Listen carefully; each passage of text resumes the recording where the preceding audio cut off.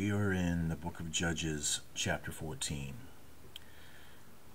What we're going to do here is we're going to take the definition right out the glossary of the Sumerian book of Apsu. Okay?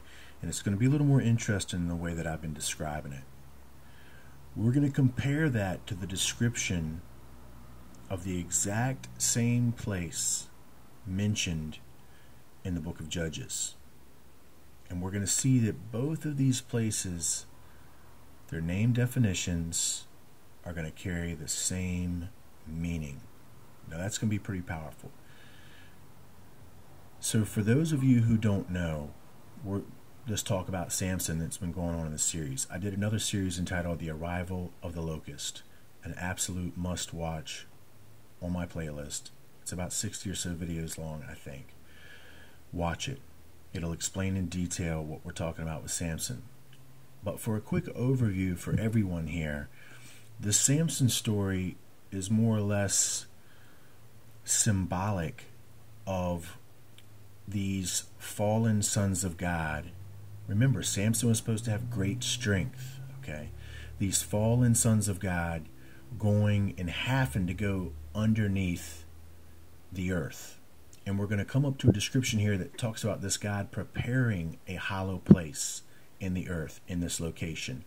The unique thing is that we're going to see that this hollow earth location is going to be associated with fresh water, okay, which is also going to be the association of the abyss or the bottomless pit. It's always associated with this water.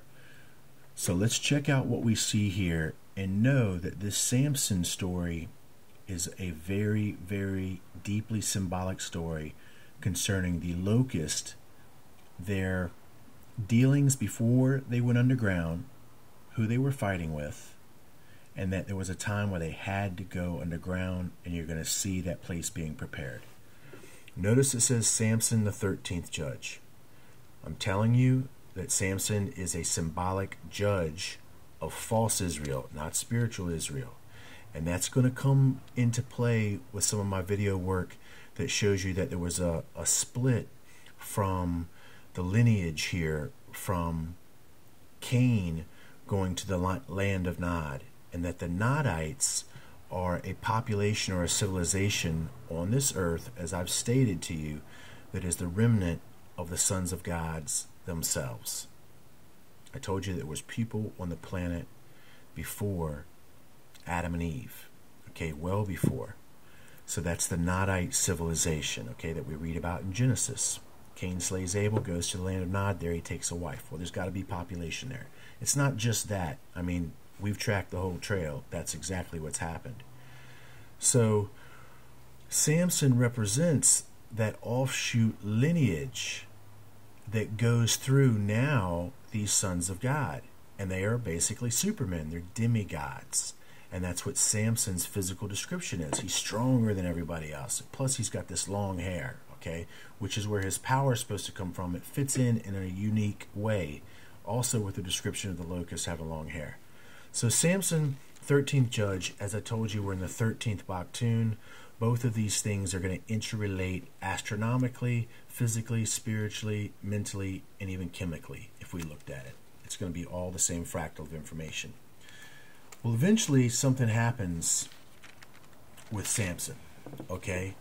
And his enemies are trying to overtake him. I want you to see what's said here. It says, "And he was sore athirst, called on the Lord and said, Thou hast given me this great deliverance into thy hand of thy servant. And now shall I die for thirst and fall into the hand of the uncircumcised?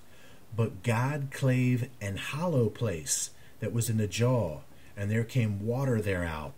And when he had drunk, his spirit came again, and he was revived." Now this hollow place in this jaw ends up being this location, which is Ramath Lehi, okay, which is an actual location. We're going to show you that this is a hollow inner earth location that's going to be the exact definition of abyss or Apsu, this water place in the inner earth.